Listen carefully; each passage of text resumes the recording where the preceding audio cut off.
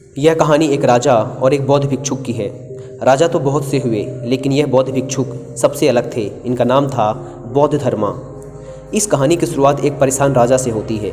वह राजा अपने मन को शांत करने का बहुत प्रयास करता है, पर उसका मन शांत नहीं हो पाता।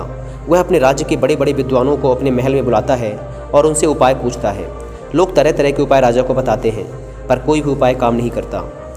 एक दिन एक व्यक्ति राजा के पास आता है और कहता है, आपके मन को शांत करने का उपाय है। राजा उस व्यक्ति की बात सुनकर बहुत खुश हो जाता है और उस व्यक्ति से कहता है, यदि तुमने ऐसा कर दिया तो मैं तुम्हें उतना धन दूंगा जितना तुम मुझसे मांगोगे।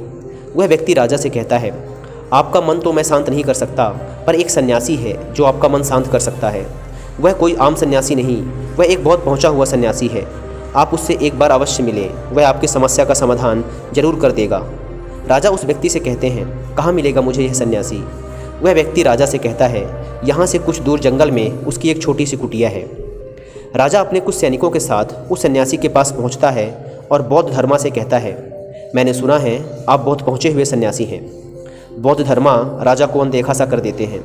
राजा सोचता है कि शायद बौद्ध धर्मा ने मुझे सुना नहीं। राजा फिर कहता है, मैंने सुना है आप बहुत पहुँचे हुए सन्यासी हैं, क्या आप मेरी समस्या का समाधान कर सकते हैं? बौद्ध धर्मा राजा के किसी प्रश्न का उत्तर नहीं देते। राजा मन ही मन सोचता है कि बौद्ध धर्मा उसे कोई उत्तर क्यों नहीं दे रहे। राजा सीधे मुद्दे की बात पर आता है। राजा बौद्ध धर्मा से पूछता है, क्या आप मेरे मन को शांत कर सकते हैं? बौद्ध धर्मा मुस्कुराते हुए कहते हैं और राजा से पूछते हैं, तुम्हारा मन अशांत क्यों है? राजा कहता है, वैसे तो मेरे पास किसी भी चीज़ की कोई कमी नहीं है। धन मेरे पास इतना है जिसका मुझे खुद अंदाज़ा नहीं। सभी सुख सुविधाएँ हैं, लोगों के मन में मेरे लिए आदर है। मैंने बहुत सारे दान पुण्य भी किए हैं, पर बस एक चीज़ की कमी है मेरे अंदर, मेरा मन अशांत रहता है। यदि यह कभी कभी शांत भी हो जाता है तो यह फिर से अशांत हो जाता है। क्या आप मेरे मन को शांत कर सकते हैं? मैं बड़ी आशा लेकर आपके पास आया हूँ। बाकी तो मैंने सब उपाय कर लिए, बस आप ही मेरी अंतिम आशा हो। बौद्ध धर्मा उस राजा से कहते हैं, बिल्कुल मैं तुम्हारे मन को शांत कर सकता हूँ। राजा बहुत खुश होता है। राजा कहता है, उसके लिए मुझे क्या करना होगा? बौद्ध धर्मा मुस्कुराते हैं और कहते हैं, कल सुबह तुम मेरे पास आना, पर ध्यान रहे अकेले आना। राजा कहता है, ठीक है, मैं कल सुबह आपके पास आ जाऊंगा। बौद्ध धर्मा कहते हैं, पर एक बात और ध्यान रहे, अपने अशांत मन को अपने साथ लाना। यह सुनकर राजा चौंक जाता है और सोचता है, यह कैसी बात कह दी बौद्ध धर्मा ने। राजा कहता है, आपने क्या कहा? कृपया एक बार और कहें। बौद्ध धर्मा कहते हैं, तुम कल सुबह जल्दी आना और अपने अशांत मन को अपने साथ लेकर आना। कहीं ऐसा ना हो कि तुम उसे अपने महल में ही छोड़ाओ। राजा सोचता है कि यह कोई पागल व्यक्ति है क्या, पर क्योंकि अब राजा के पास कोई विकल्प शेष नहीं था, इसलिए वह सोचता है कि एक बार प्रयास कर ही लेते हैं। अगले दिन राजा अकेला सुबह सुबह बौद्ध धर्मा के पास पहुंचता है और कहता है, मैं आ गया। बौद्ध धर्मा उस राजा से कहते हैं, तुम तो आ गए, लेकिन तुम्हारा अशांत मन कहाँ है? लाओ उसे मुझे दे दो, मैं उसे अभी शांत करके तुम्हें दे देता हूँ। राजा कहता है, आप यह कैसी बात कर रहे हैं? आप इतने पहुँचे हुए सन्यासी होकर यह भी नहीं जानते कि मन कोई ऐसी वस्तु नहीं जिसे मैं उठाकर आपको दे दूँ। मन तो मेरे भीतर है। बौद्ध धर्मा उस राजा से कहते हैं, ठीक है, बैठ जाओ और अपनी आंख बंद करके उस अशांत मन को अपने भीतर खोजो। राजा अपनी आंख बंद करके उस अशांत मन को अपने भीतर खोजने का प्रयास करता है। बहुत देर आंख बंद करके बैठे रहने के बाद बौद्ध धर्मा राजा के कंधे पर हाथ रखते हैं और कहते हैं, आंख खोलो। राजा अपनी आंख खोलता है। बौद्ध धर्मा उस राजा से पूछते हैं, क्या तुम्हें तुम्हारा अशांत मन मिला? राजा कहता है, नहीं।